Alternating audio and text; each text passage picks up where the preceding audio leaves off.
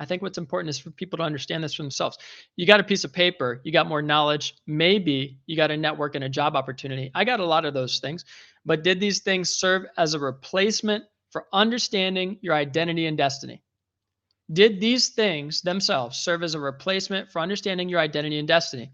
Some people are spending more than 100K on college. Think about that. Just college undergrad. I'm not talking graduate degree at this point. They're paying for just undergrad. They're paying more than $100,000. Yet they find themselves spending thousands more in traditional healthcare, counseling, coaching, just to reconcile what was lost or missing in that college experience. I posted on my Instagram, I said, wow, colleges are really making a run, giving pharma a run for their money in terms of their marketing. Colleges, because when you can increase tuition by over 1,000% over inflation over the last 40 years or so, man, you really must be reeling them in.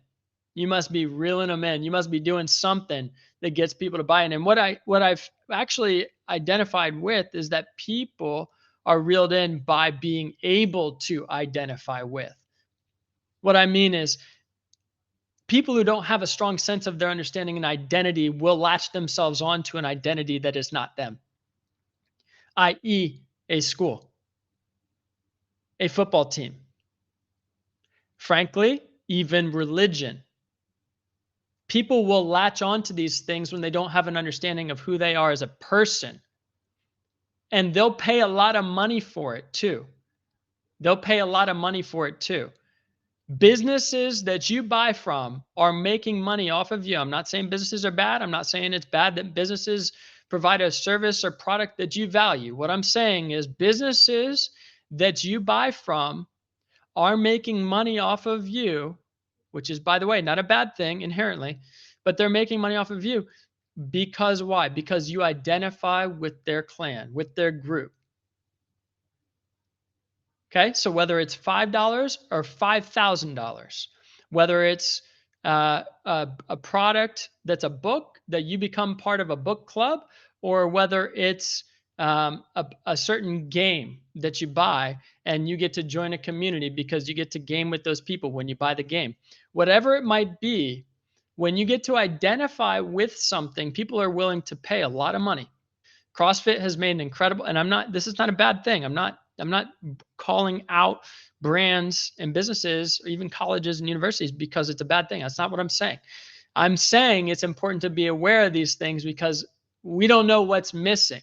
And there's nothing that can replace understanding who you are as a person and your identity and destiny. There's nothing that can replace that. Not a college, not a workout gym, not a product, not a service, not a person. There's nothing that can replace you understanding who you are as a person made in the image of God. And what I was going to share is CrossFit has made a great example of this. They've done a tremendous job in the fitness industry. A number of other names in the fitness industry have done a tremendous job. Why? Because they've capitalized on this one thing, community, and being able to identify with a community that you can identify with personally to help improve yourself, to help go someplace in life. Man, people are willing to pay a lot of things. Now, my question is the ROI of 1,000% increase over inflation over the last 40 years for a college tuition just to be able to identify, I don't know, with whatever school you went to? Is that ROI worth it? Is that ROI worth it? Now, let me just kind of like back it up a second, because you're hearing from the guy who identified with where he went to school or what company he worked for, how much he made, all of these things. You're hearing from that guy right now. So I understand there's nothing wrong with being proud of where you went to school in a healthy way. There's nothing wrong with being proud of where you work in a healthy way. There's nothing wrong with identifying with those things and those people.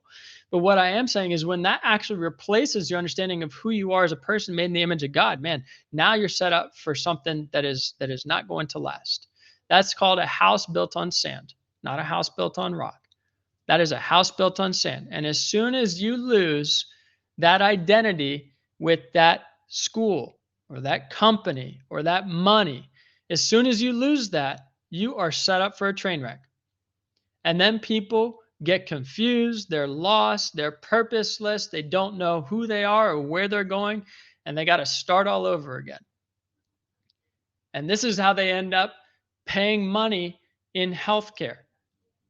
Seriously, paying money in healthcare for anxiety, paying money in healthcare for depression, paying money in healthcare for all the things that develop when we have dysfunction that never gets addressed because we're so consumed with trying to find our identity in the things that we're doing, in the productivity, in the accomplishments, in the performance, in trying to prove something in the mainstream of what we're pitched and told is the dream, which is you go to school, you get the grades, you get the job, you have a family, you have a happy life.